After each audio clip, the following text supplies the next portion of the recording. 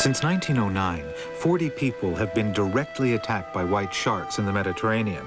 That's one every 2 years. 18 of those attacks have proved fatal, the victims being totally eaten, their bodies never found. Yet many shark scientists have claimed that the whites are only occasional visitors to the Med. If they live here, where do they live? And what do they live on? At the crack of dawn, Ian and Mark Marks head for the local fish market. It's almost impossible to find information on any sharks, let alone great whites.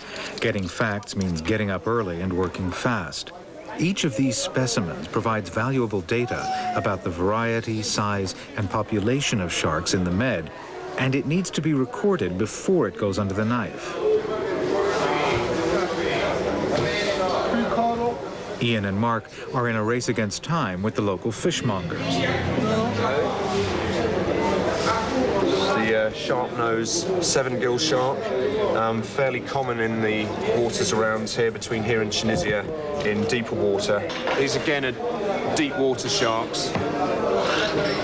And with these Centrophorus, the gulper sharks, we've got male, female, and another female. At the back of a fish wholesaler's freezer, we find a 6-foot thresher shark.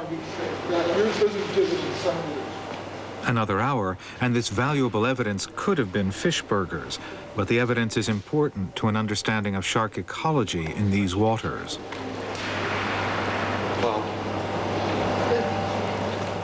Only the heads are left to identify this mix of smoothhound and nursehound sharks.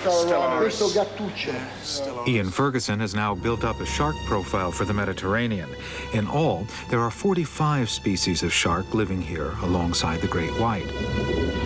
And yet, it's hard to believe that the Med could support this rare creature, since experts have believed that there's no staple food source here to sustain it. But what is a typical great white's diet? A favorite habitat is off Dyer Island in South Africa. White sharks find easy pickings in these waters. Since white sharks congregate here to feed, so do their scientific observers. These sharks feed on seals, so it's led to the classic observer-biased assumption that seals or sea lions are an essential part of the white shark's staple diet. So, if there are no seals, can there be white sharks? At 2 metric tons in weight, the great white is viewed as a clumsy predator that relies upon ambushing seals in areas like this, where the population is dense.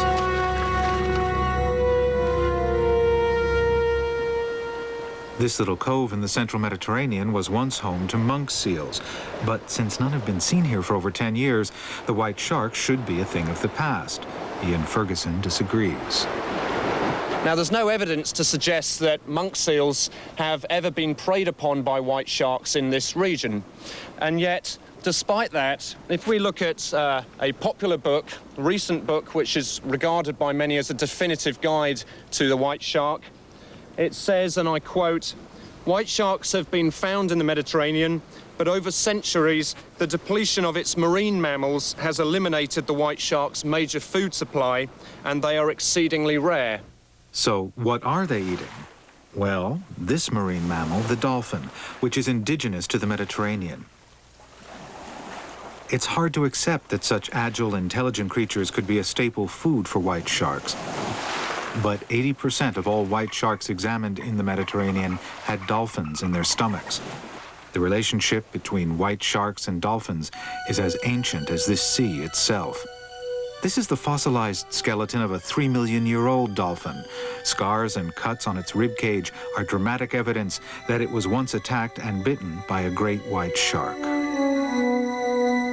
We have here 3 types of tooth impact dynamics, no?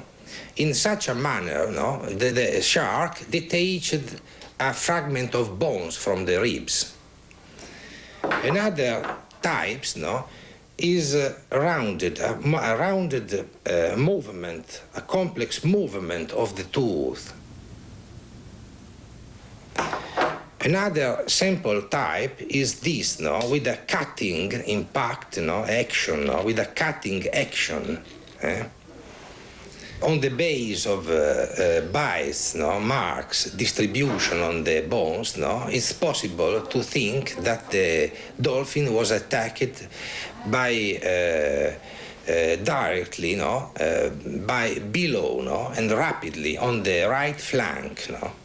The type of serration suggests that the white shark was the responsible of the attack, and possibly it was a big white shark, about 4 or 5 meters long.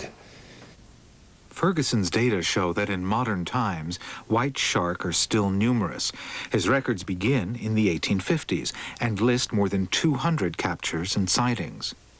Up to the 1950s, most were seen in the northern Mediterranean, Italy, and Croatia's Adriatic coast. But today, the bias shifts to the central Mediterranean, southern Italy, Sicily, Malta, and the North African coast. A particularly rich area of white shark sightings surrounds the tiny island of Favignana, west of Sicily. Favignana is white shark country, and it's the next port of call for Ferguson and Marks. I think we'll get a lot of information.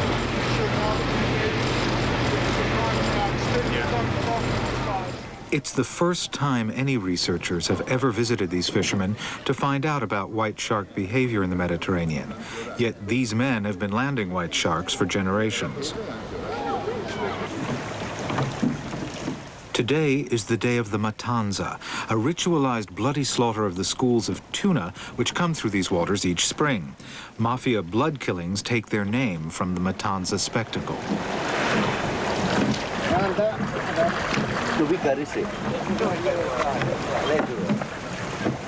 In the center of the bay lies the trap, the tonara.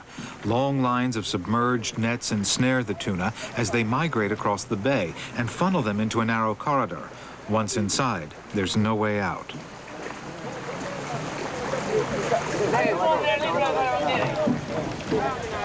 The corridor ends in the death chamber, the Camera del Morte. It has 4 sides and a floor. 3 walls of nets have already been formed by the boats in the background.